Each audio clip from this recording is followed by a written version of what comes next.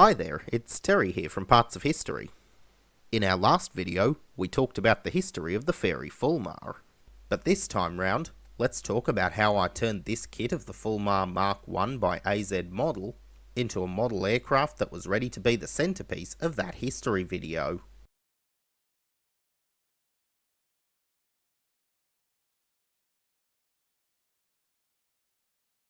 As with the videos I've done before, let's start off this build by seeing what we've got to work with.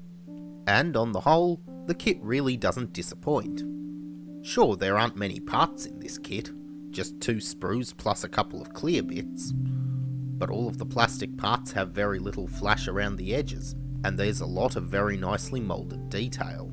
Some of the panel lines do seem a bit deep, but we'll see how they look after the model's been primed and painted, as generally that fills them in a little. As you can see, the clear parts are nice, transparent, and very well moulded. The framework on the canopy appears sharply defined too, which will certainly be helpful considering how many small window sections there are to mask off. The kit also includes photo-etched metal detail for seat belts and air intakes, as well as a sheet of clear film with the cockpit instruments printed on it. Those certainly ought to help the way the finished model looks, as will the decals, obviously. There aren't many decals on the sheet, but the provided markings do allow you to build one of 3 aircraft, as per the paint and decal guide on the back of the box. And now that we've had a look at the parts, let's start work on putting this plane together. The first step, as always, is to paint the inside of the cockpit. For this, I've loaded my airbrush with XF71 Interior Green.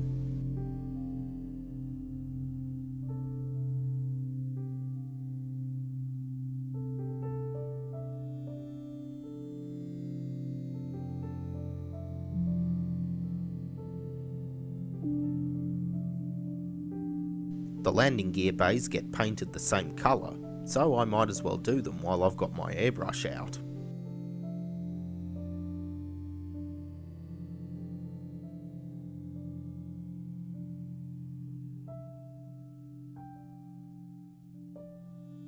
Now, while the exterior detail of this model is quite nice, the interior is completely blank, so I have a look in my spare parts box to see if I can find any added detail there. I start off by gluing the cockpit floor in place, and after that, one of the first details I add is this bulkhead separating the front and rear cockpits. It's simply a square of plastic card that I cut to shape and glued in place.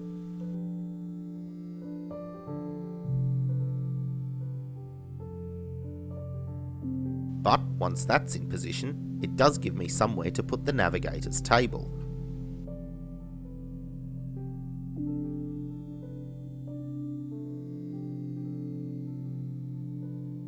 And once the table's dry, I give the navigator a radio, which I borrowed from a set of Airfix Commando figures.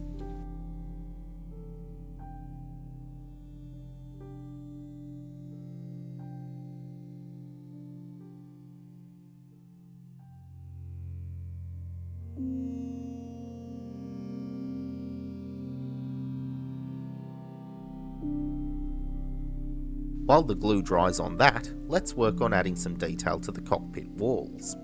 Some leftover superstructure parts from a model battleship I built a while back, plus an offcut of sprue that I sanded smooth, give the pilot an instrument panel, and the navigator an electrical switchboard and fire extinguisher.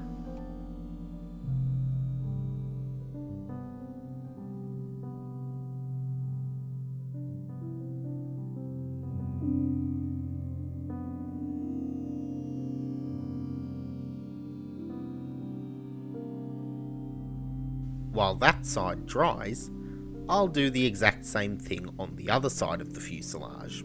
Okay, so it doesn't really look like much now, but once the canopy goes on, that extra detail does a great job of making the interior look more realistic. Well, as much of the interior as you can see through the relatively tiny cockpit windows, that is.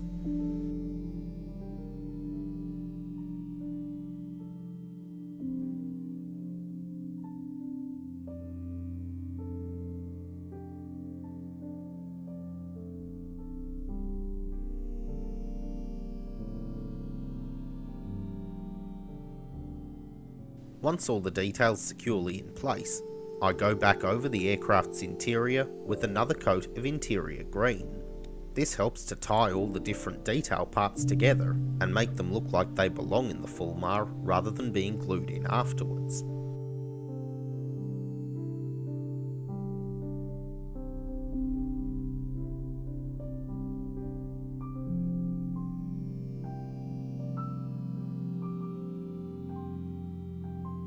Once that coat of paint is dry, it's time to grab a brush and start doing some detail painting.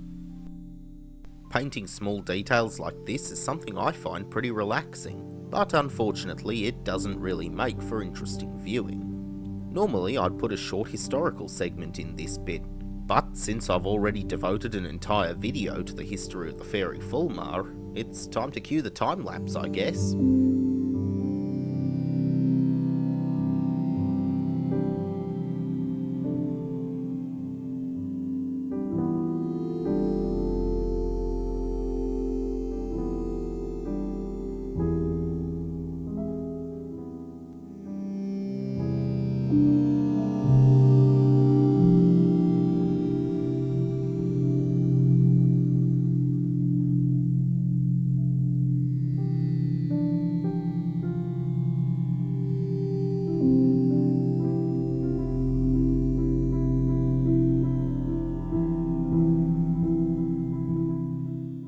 With the cockpit painted, I moved on to the seats.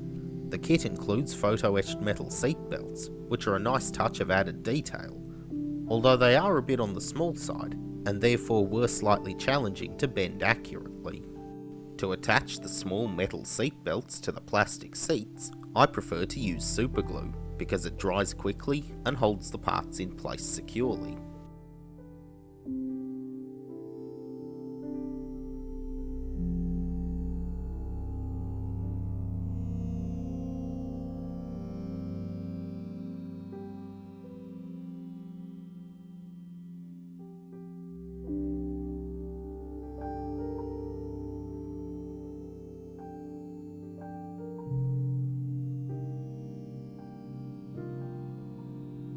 I then glued the pilot's seat to the cockpit bulkhead.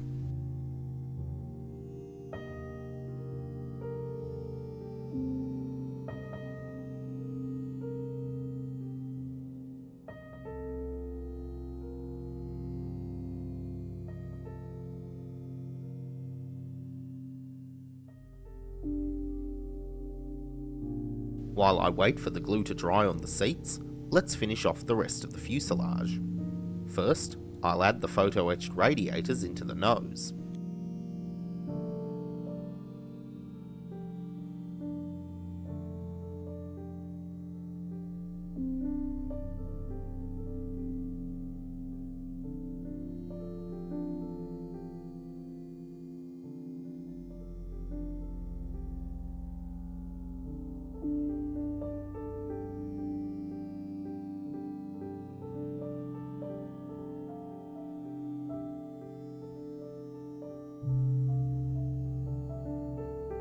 And then, while those are drying, attach the rudder pedal assembly and the control column.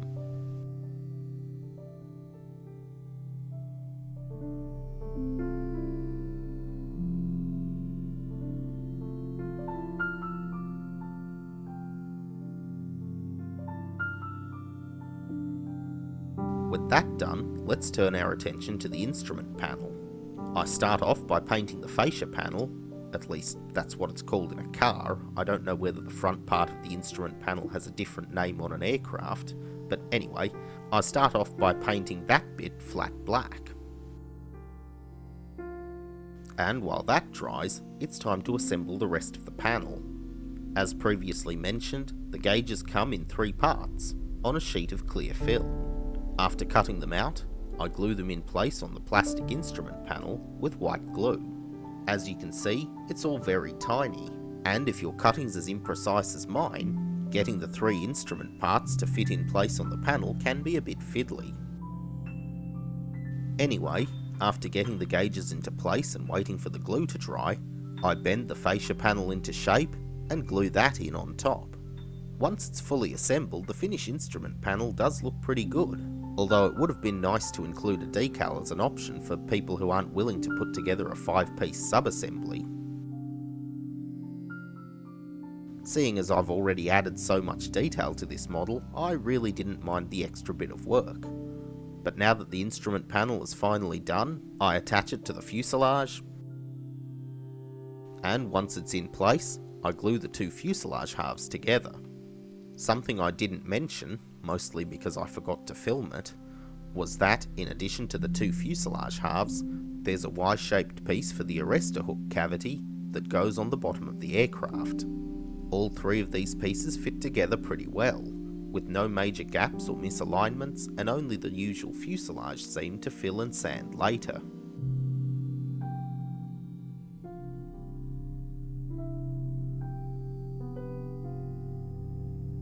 For now though, let's stick to gluing. The seats are the next parts to go in.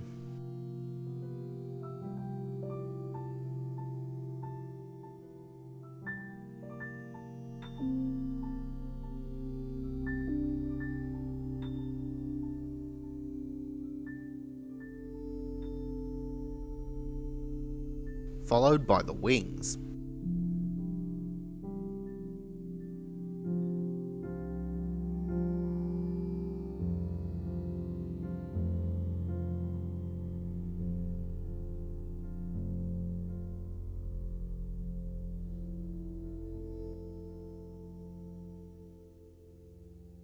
The Fulmar's wings have a slight dihedral angle, basically meaning they're higher at the wingtips than they are on the roots.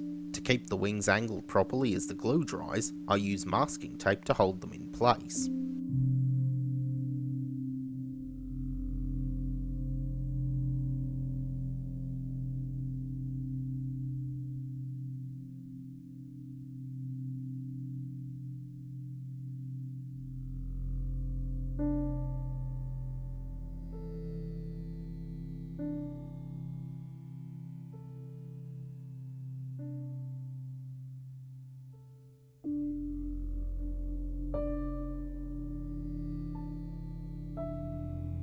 After the wings dry, I glue the horizontal stabilizers in place.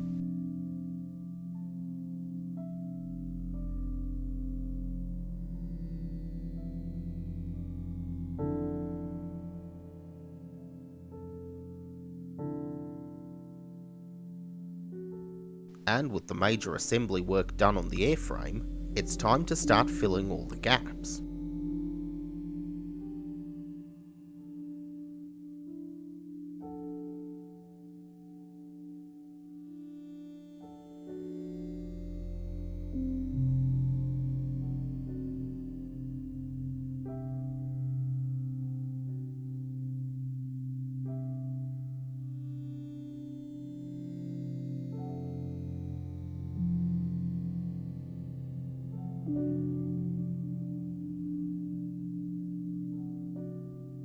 I let the putty dry overnight, and once I make sure it's fully cured, I sand everything smooth.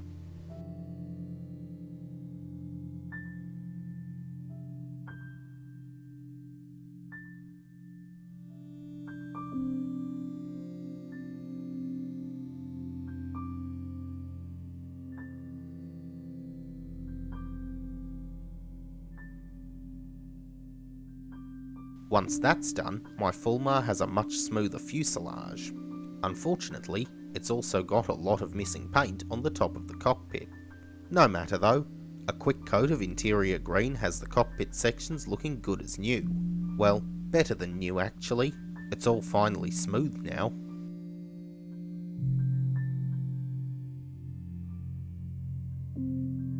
While we wait for the paint to dry, I mask off the cockpit canopy and then glue the bulkhead in place, before attaching the canopy to the fuselage with white glue. Don't worry, the paint's dry by this point. That centre section of the Fulmar, between the pilot and the navigator, was used to hold a fuel tank on the real aircraft. That means it should be flush with the fuselage. And that means that it's time to break out the putty again. After the putty dries, I give the joint a quick sanding to flatten everything out.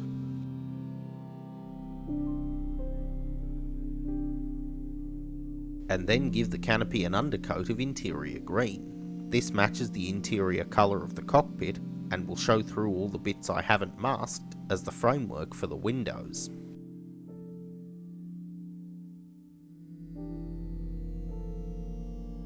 Before I finish off the paintwork on the Fulmar, there's a couple of minor details that I want to add to the exterior. The first one is a riveted panel that goes over the top of the fuel tank. To add this panel, I first use a scribing tool to draw in the edges, and then add the rivets with this riveting wheel.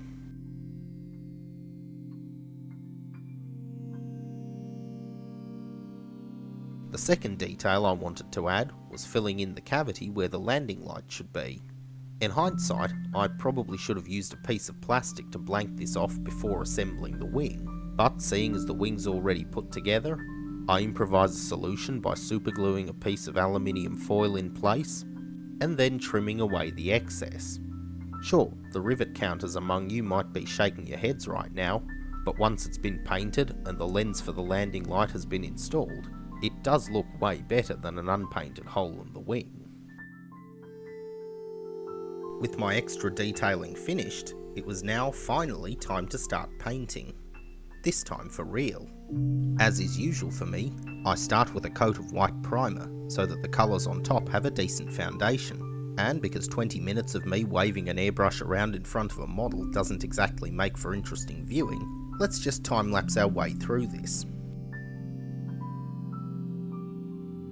After the primer coat, I give the panel lines a pre-shading with flat black.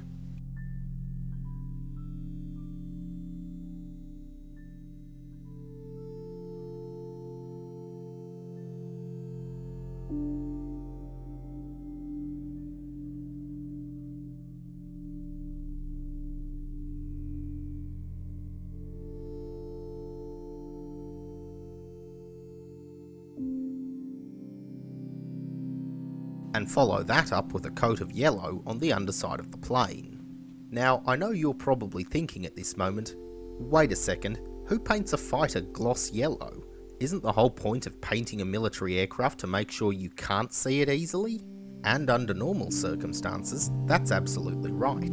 The reason this Fulmar gets a bright yellow underside is because it's the prototype, and as with most other British prototype aircraft of the time, it had a bright yellow underside to make it easier to see, and therefore easier to track, during flight tests.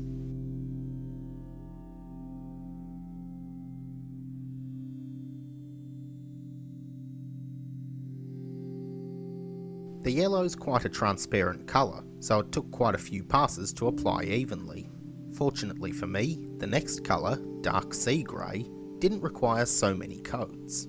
Aside from masking off the lower fuselage, I also covered up the underside of the wings and the horizontal stabiliser to make sure I didn't get any grey paint spilling over the side.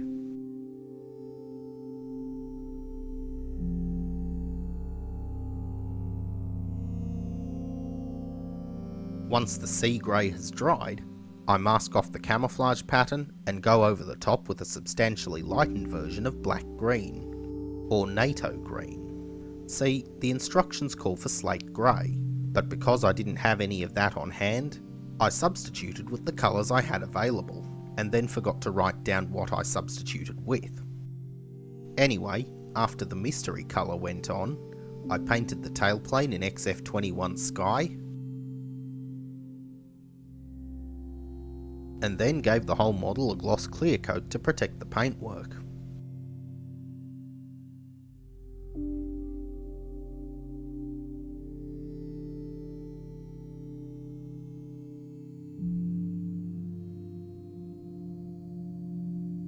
After leaving the clear coat to dry overnight, it was time to start applying the decals. There aren't all that many decals in this kit, but let's be fair, there aren't really that many markings on the real aircraft either.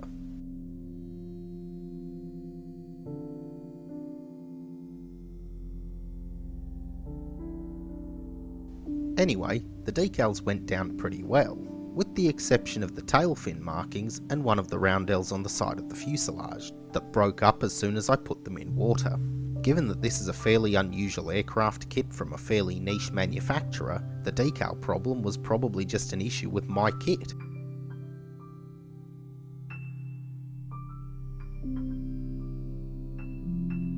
In fact, I'm pretty sure it was, because I actually bought a second Fulmar kit for a planned review, and the decals from there that I borrowed to replace the damaged markings in this kit performed flawlessly.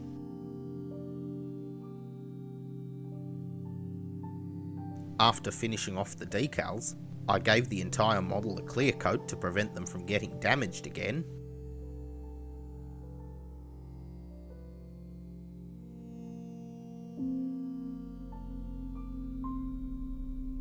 And then started the weathering by applying a wash to the panel lines.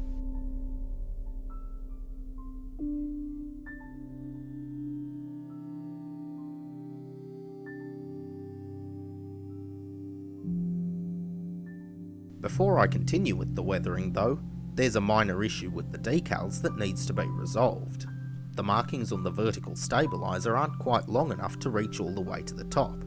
Fortunately though, that's a fairly easy fix, as I can paint in the top section by hand. While I'm in a painting mood, I also paint in the red machine gun panel on the leading edge of the wing.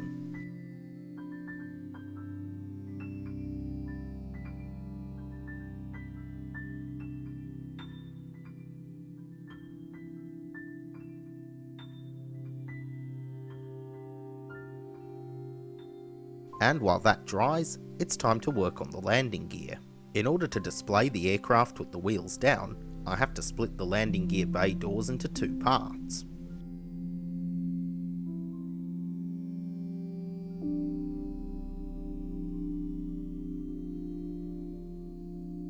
And then all that's left to do is assemble the landing gear. The main undercarriage legs go in first, and the doors slide in on either side.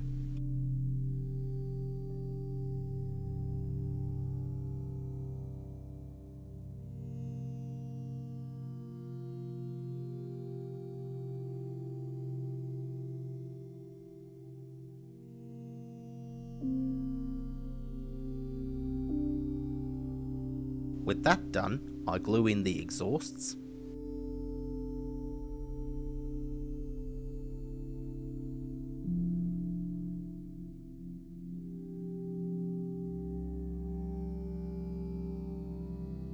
and add some soot staining in the form of flat black paint.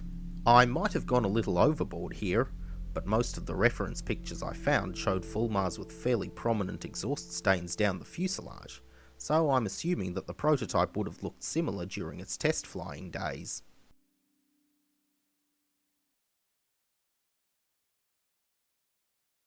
Speaking of soot stains, I use weathering powders to add slightly less pronounced stains around the shell ejector chutes for the machine guns.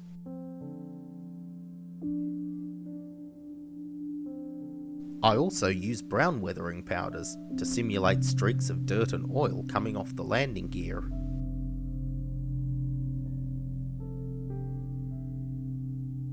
And to add just a little more weathering, I dip a toothpick in silver paint and sort of stab it around the edges of panels to simulate paint being chipped or worn away as the prototype Fulmar was examined. Now, just a word of advice here. It wasn't until I was editing the video back again that I noticed I made a mistake. See, I should have added the chipped paint before I airbrushed on the exhaust stain. Yes, it's only a small detail and probably one that most people wouldn't even notice, but it's a detail I notice, and one that'll probably annoy me every time I look at this model from now on. Anyway, let's move on before I completely lose my mind and attach the wheels instead.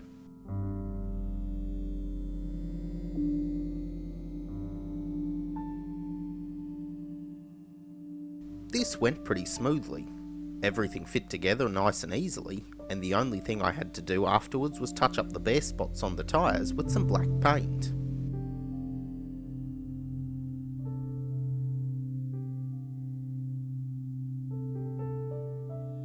After that, I gave the model a flat clear coat to tie everything together.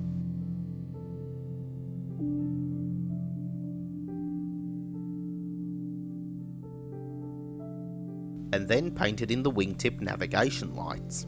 To make the lights stand out a bit more, I painted them in silver first, and then went over the top with transparent colours, red for the left and green for the right. While the paint dries on the landing lights, let's get to work on the propeller. The prop in this kit is actually quite interesting, as rather than the prop shaft sliding into a hole in the front of the model like on most other kits, the prop shaft in this kit goes through a plastic sleeve, which then in turn gets attached to the front of the plane. It's actually a pretty good idea, as it allows the fragile propeller blades to be kept off the model during masking, painting and decal application, when it's bound to be subjected to some rough handling. All in all, it's a pretty good idea, although I did have to glue the propeller in place on my kit because the shaft was a bit loose. Anyway, once the prop's in place, I add another extra little detail to this model, in the form of this headlight, at least I think that's what it is, that I found in my spares box. Anyway, it's now the landing light on my Fulmar's wing, and once the clear cover's in place, it really looks the part. As does the rest of the aircraft, if I can say so myself. At this point, assembly is almost complete, and to round off this build, I'm going to add a little extra detail, in the form of some elastic thread to represent the rigging cables on the full-sized aircraft.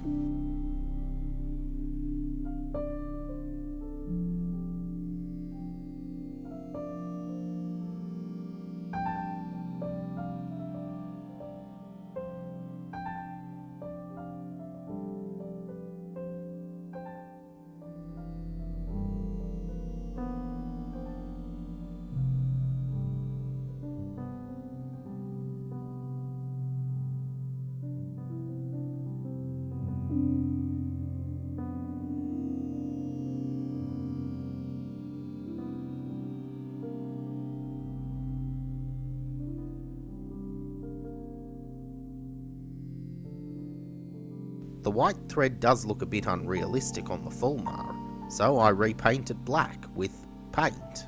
Black paint. Well, what else would you use?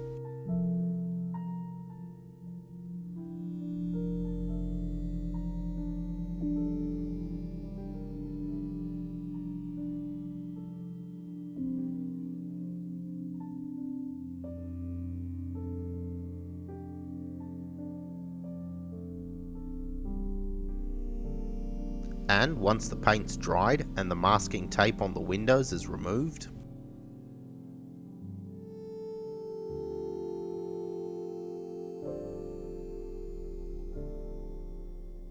the Fulmar is all done and ready for display. So, why don't we take a closer look at the finished article then?